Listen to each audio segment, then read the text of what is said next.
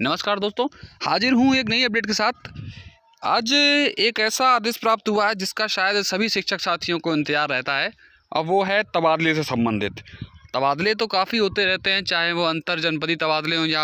अंतर जनपदीय पारस्परिक तबादले हों और अंतः जनपदीय पारस्परिक तबादले हों। लेकिन ये जो मैं पत्र आपको दिखा रहा हूँ, आप लोग पत्र देख पा रहे हैं, ये है आदेश अंतः जनपदीय तबादले का। मतलब कि इसमें कोई भी पारस्परिक जैसा खेल नहीं है, ये सामान्य तबादला है जिसका काफ़ी समय से सभी शिक्षक साथियों को इंतजार था, जिससे वो है अपना विद्यालय बदल सकें। किसी को कभी कभी होता है कोई साथी नहीं मिलता है पारस्परिक वाला, लेकिन इस आदेश के बाद वो ऐसा कर पाएगा। तो आइए देखते हैं क्या लिखा है इसमें। स्पष्ट रूप से विषय में लिखा गया है, शैक्षिक सत्र 2023-24 हेतु परिषदीय अध्यापकों के अंतः जनपदीय स्थानांतरण के संबंध में। ये पत्र जारी हुआ है 12/10/2023 में, अभी पिछले ही हफ्ते ही जारी हुआ है, आज ये प्राप्त हुआ है। आपको यहाँ पर दिखा रहा हूँ मैं पत्र को। इसमें पहले पैराग्राफ में लिखा हुआ है, कृपया शासन उपयुक्त विषय परिषद के पत्रांक इतने इतने के यूपी बेसिक के नियंत्रणाधीन संचालित प्राथमिक एवं उच्च प्राथमिक विद्यालयों में कार्यरत शिक्षकों के जनपद स्तर से विद्यालय परिवर्तन के संबंध में अभिमत शासन को उपलब्ध कराया गया है। यहाँ पर बात की गई है शासन को, मतलब कि ये सचिव उत्तर प्रदेश बेसिक शिक्षा परिषद ने पत्र लिखा है विशेष सचिव बेसिक शिक्षा विभाग को, कि अभिमत ये प्राप्त हुआ है कि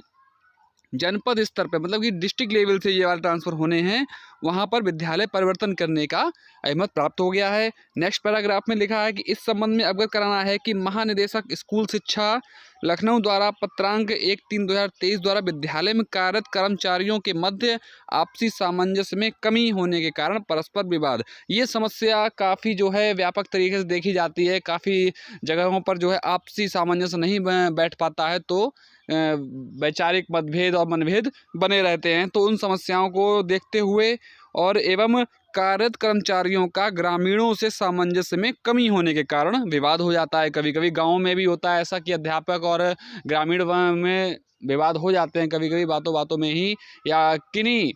कुछ मुद्दे ऐसे होते हैं, बहस हो जाती है, उनको भी देखते हुए।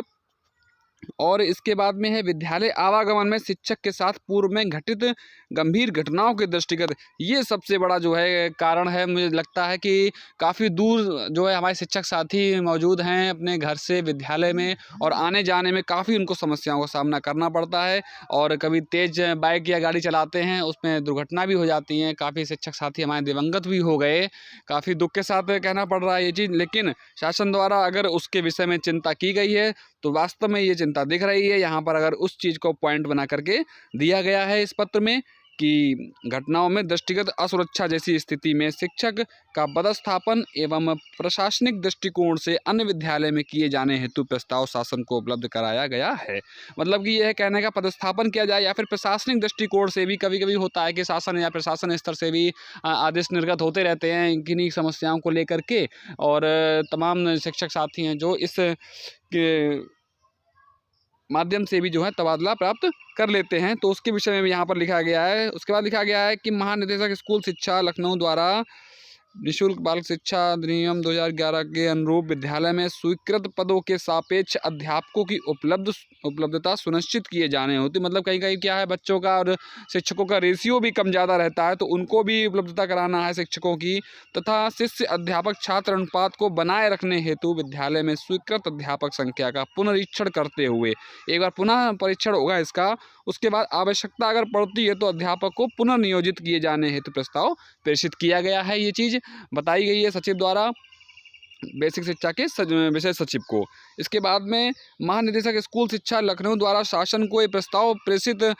किया गया है, जिसमें शासन द्वारा पत्र दिनांक 7 जुलाई 2023 द्वारा एक परीक्षा की गई, जिसमें संबंध अवगत भी कराया गया कि अध्यापकों के स्थानांतरण के संबंध में यूपी बेसिक शिक्षा जो नियमावली है उसमें नियम 21 में निम्न प्रावधान किया गया है। क्या प्रावधान है आप लोग देख सकते हैं। स्थानांतरण के विषय में यहाँ प्रावधान की चर्चा की गई है कि किसी अध्यापक का स्थानांतरण ग्रामीण स्थानीय क्षेत्र से नगर स्थानीय क्षेत्र में, या फिर आप लोग समझ रहे हैं अभी काफ़ी जगह जो है परिसीमन हुआ है जिसमें कि ग्रामीणों में नगर पंचायत बनाई गई हैं, उनका यहाँ पर जिक्र किया जा रहा है कि ग्रामीण स्थानीय क्षेत्र से नगर स्थानीय क्षेत्र में, या इसके विपरीत, या किसी एक नगर स्थानीय क्षेत्र से उसी जिले के किसी अन्य नगर स्थानीय क्षेत्र में, या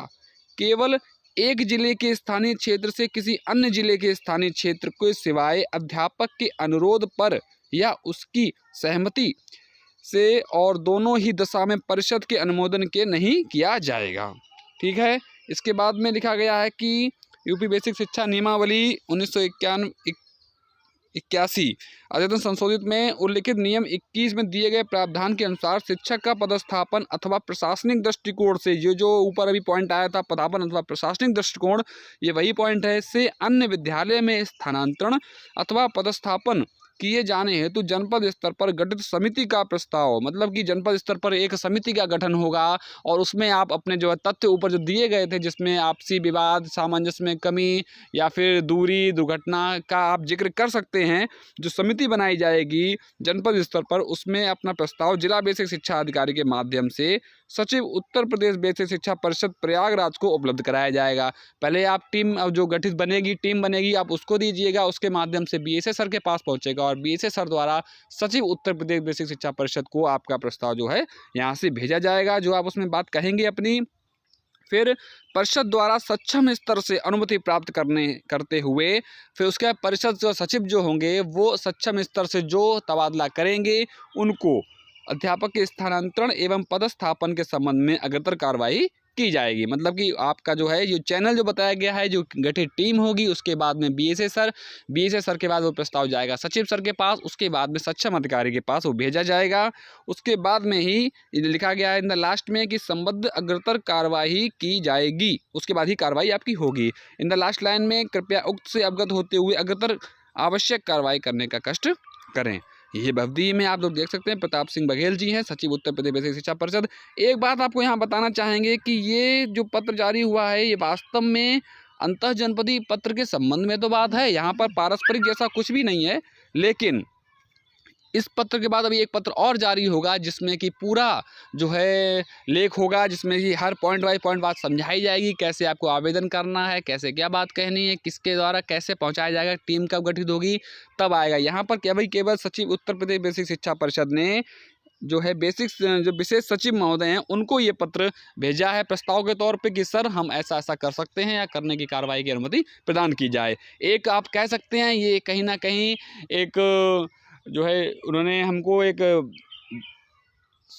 दिलासा दी है कि आगे आने वाले भविष्य में ऐसा कुछ सोचा जा रहा है आपके लिए, आप परेशान ना हो, और हो सकता है भविष्य में जल्दी से जल्दी इस पर जो है कार्य हो, जिससे कि और जो है रिलीविंग और ज्वाइनिंग का जो सीन होता है वो आने वाली जो छुट्टियों में भी ये इस कार्य को भी पूर्ण करा दें। तो अच्छा है ये पत्र, देखा जाए तो काफ़ी शिक्षक साथियों को इसमें काफ़ी मदद मिलेगी। जो पॉइंट दिए गए हैं उसमें आप देख लीजिएगा और उसी के हिसाब से आप जो है अपना निवेदन पत्र बनाएंगे, एप्लीकेशन जो भी आप लिखेंगे। ऐसी ही नवीन जानकारी के लिए आप लोग चैनल से जुड़े रहें, चैनल को लाइक करें, सब्सक्राइब करें। धन्यवाद।